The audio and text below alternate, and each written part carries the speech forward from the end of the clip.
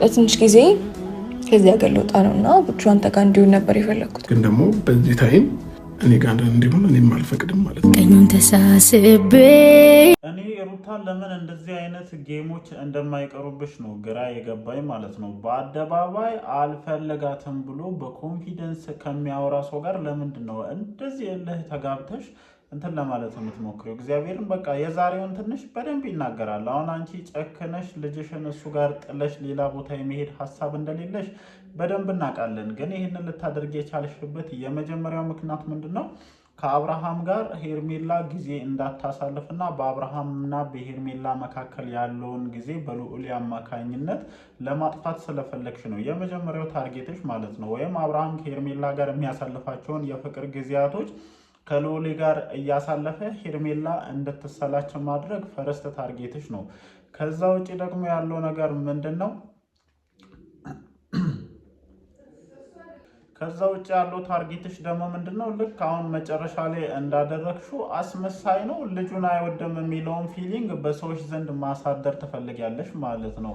አንድ ነገር እዚህ ጋር ልንገርሽ፣ ወደድሽም ጠላሽም ይሄ ሰው ጥሩም ሆነ መጥፎም ሆነ የልጅሽ የምትወጂው የልዑሌ አባት ነው። እኔ ባልና ሚስት በየትኛውም አጋጣሚ ሊለያዩም ሊጣሉም ብዙ ነገር በመካከላቸው ሊፈጠር ይችላል። ግን ደግሞ ልጅ በመካከላቸው ካለ እናት አባትን ክፉ አድርጋ ለልጅ መሳል የለባትም። ክፉም ሆነ መጥፎም ሆነ ደግም ሆነ ጥሩም ሆነ አባት ነው መቼም ማለት ነው። ለዛ ልጅ አባት ነው። አብርሃምን ክፉ አድርገሽ በልዑል አእምሮ ዘንድ እየቀረጽሽ የምታሳደጊ ከሆነ መጨረሻው ጥሩ አይደለም። ወይም ይሆናል አይደለ? በልዑል ጭንቅላት ውስጥ የተቀረጸ የሚሄደው ነገር ጥሩ አይሆንም። አንተም በተመሳሳይ መልኩ ማለት ነው ጥሩም ሆነች መጥፎም ሆነች ሩታ የልዑል እናት ነች። ሩታን መጥፎ አድርገ ለማሳየት የምትሄድበት ርቀት ማለት ነው የልጃችሁን ስነልቦና እንደሚጎዳ ማሰብ መቻል አለባችሁ። እናንተ ስለ ልጃችሁ ወደፊት ህይወት ሳይሆን ስለ ራሳችሁ ስሜት የተጨነቃችሁ ውሳኔዎችን መወሰን ከጀመራችሁ ረጅም ጊዜ ሆኗቸዋል። በተለይ አብርሃም ማለት ነው። እዚህ ደረጃ ላይ የደረስከው ስሜትን ስላስቀደምክ ወይም ከሄርሜላ ጋር ያለኝ ግንኙነት ይበልጣል ብለህ ስለምታስብ ነው። በባለፈውም የተናገርኩት ነገር አለ።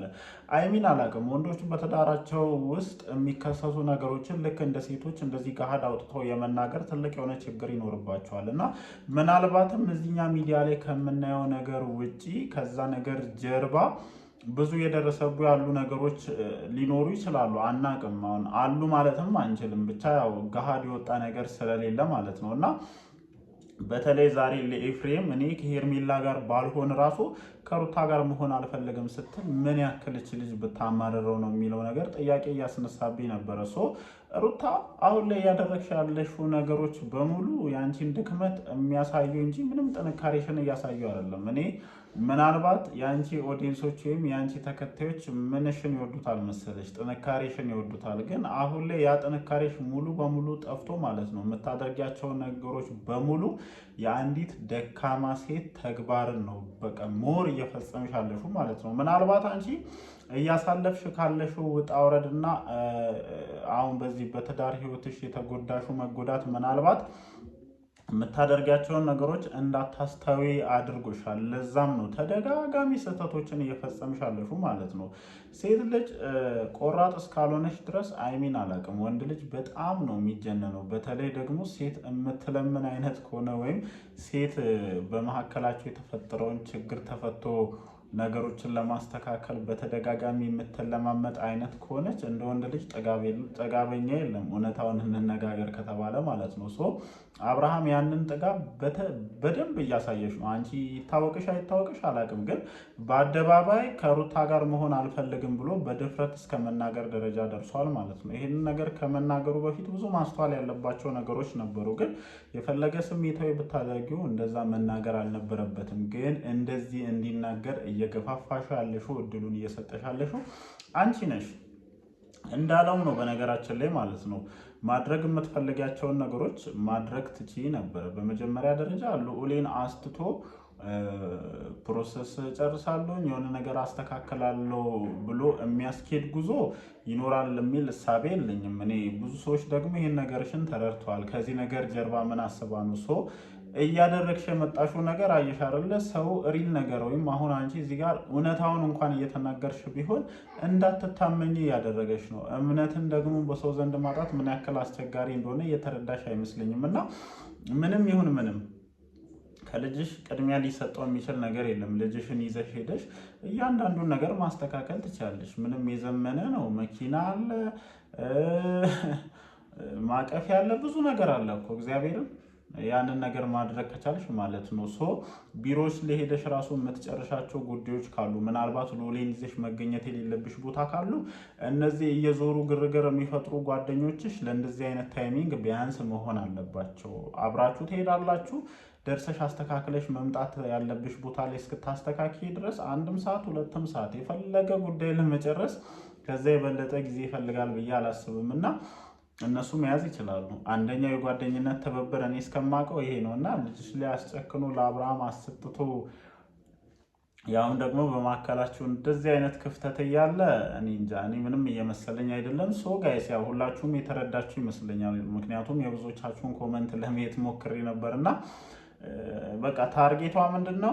እውነታውን እንነጋገር አይደለ? እዚህ ጋር ታርጌቷ አብርሃምና ሄርሜላ መካከል ያለውን የፍቅር ጊዜ በልዑል አማካኝነት ማሰናከል ነው ፈርስት ታርጌቷ ማለት ነው። ከዛ ውጪ ደግሞ ይሄ ነገር የማይሳካላት ከሆነና አብርሃም አልወስድም ብሎ የሚናገር ከሆነ ልክ መጨረሻ ላይ እንዳደረገችው አስመሳይ ነው፣ ልጁን አይወደውም ብላ ለሁሉም ሰው የአብርሃምን እንትን ማጋለጥ ትፈልጋለች። አብርሃም ልጁን አይወደውም ብትይ አምነን ልንቀበል የምንችልበት ምንም አይነት ምክንያት የለም። እውነታውን እንነጋገር ከተባለ ማለት ነው ልጁ ነው በቃ ይወደዋል። ምንም ሌላ ማብራሪያ መስጠት አይጠበቅበትም። ግን አንቺ አይወደውም ብለሽ እዚህ ጋር ለመሳል እየሞከርሻለሽ አሳሳል ደስ አይለምም አያስኬድምም እያልኩሽ ነው። እያንዳንዱን ነገር ስታደርጉ እናንተ ልትጣሉ ትችላላችሁ፣ እናንተ ልትለያዩ ትችላላችሁ። ግን አሁን እዚህ ጋር አንቺ ለልጅሽ ምንድን ነው እያልሻለሹ?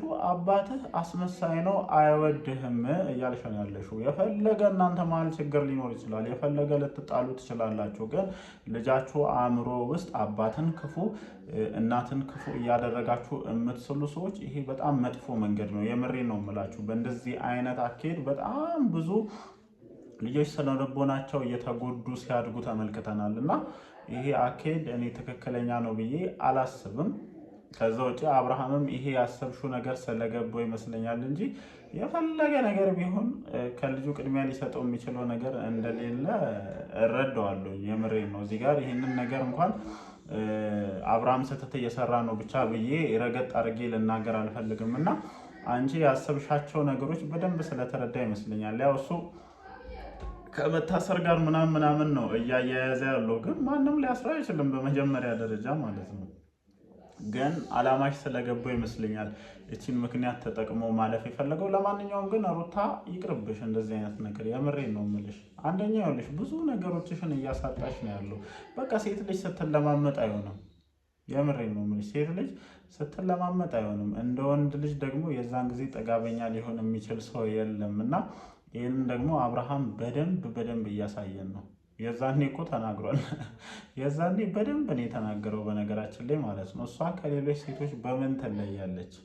እኔ የዛኔ በደንብ ረገጥ አድርጌ ተናግሬዋለሁ። ልዑሌም በመውለዷ ትለያለች፣ ከአንተ ጋር በትዳር በመጣመሯ ትለያለች። ብዙ ነገሮችን አንስቻለሁ። በዛ ሰዓት ግን አንቺ ይሄንን ክሬዲትሽን በገዛ እጅሽ እያጣሽ ነው። የምሬን ነው የምልሽ እኮ አብርሃም ያደረገው ስራ አይደለም ሄደሽ ልትለማመጪው የሆነ ነገር ይዘሽ አናቱን ብለሽ ምናምን የምትገላጊውን አይነት ስራ እኮ ነው እየሰራ ያለው። እውነታውን እንነጋገር ከተባለ ማለት ነው ጋይስ። እና እኔ ይሄ ነገር ይቅርብሽ። የምሬን ነው የምልሽ። እኔ በዚህ መንገድ የተስተካከለ ነገር ምንም ፋይዳው እየታየኝ ስላልሆነ ነው። በነገር ቢስተካከልሽ እና እንደው እንዳሰብሽው አብርሃምን ወደ ህይወትሽ መመለስ ብትይ ጥሩ እኮ ነው። ግን እንደዚህ ሆኖ የመጣ አብርሃም ምንም ሊጠቅምሽ አይችልም። ፍላጎት ሳይኖረው አንቺን ሳይፈልግ ብቻ በሆነ አይነት መንገድ አስገድደሽ የምትመልሺው አብርሃም ምንም ሊጠቅምሽ አይችልም። ብቻ ጋይስ እናንተስ ምን ትላላችሁ? በዛሬው ቪዲዮ ዙሪያ እንደተለመደው ሀሳባችሁን ኮመንት ሴክሽን ላይ ማስፈራችሁን አትርሱ። እወዳችኋለሁ። ይመቻችሁ።